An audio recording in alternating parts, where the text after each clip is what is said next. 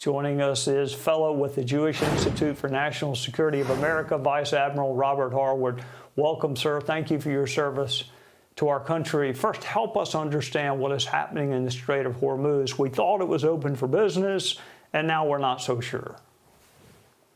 Well, there was an Iranian ship that came through today and tried to break the blockade, which U.S. intercepted.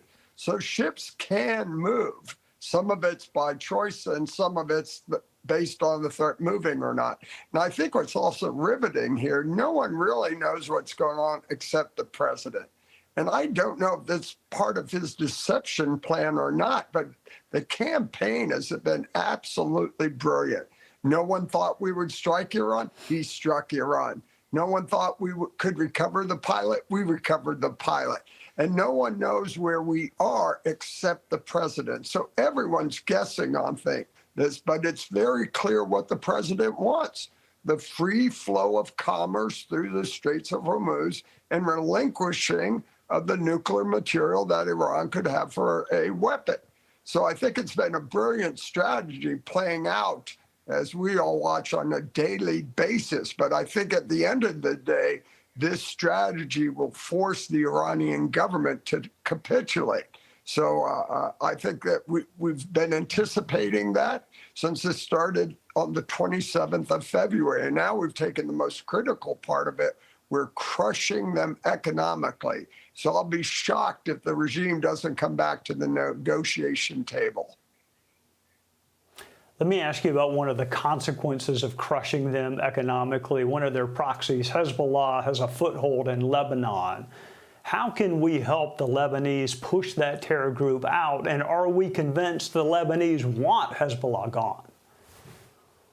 Oh, there's no doubt the government of Lebanon wants Hezbollah gone. They've been trying to do that. They've made declarations that they're illegal and can't operate in the country, and that's been very recently. So yes, they want Hezbollah gone. And tightening this economic power diminishes the resources and support the Iranian government can give Hezbollah. And again, I've been a big fan of the ultimate end state, a government in Iran who renounces the Islamic Revolution and all of its policies. And top of that policy list, other than a nuclear weapon, was support and surrogates of their proxies, be it Hezbollah, Hamas, the Houthis, and others. But with those resources gone, those entities will be under law pressure and they'll eventually be overwhelmed, unable to support their activities. So again, this strategy not only hits Iran, it hits all their surrogates. All right, you mentioned regime change in Iran and how wonderful that would be for the entire world and the neighborhood. Are there other markers of success that you will be looking for in the days and weeks to come? I mean, it's hard for me. Trading one despotic theocrat for another, to me, is not success. But how should we be looking at success in Iran in the days and weeks to come? There's no doubt you're starting to see indicators, what's happening in Iran, what's happening outside, the willingness to come back and negotiating. But again, a government in Iran, and it can't be the people who have blood on their hands, because that day of reckoning and accountability will come.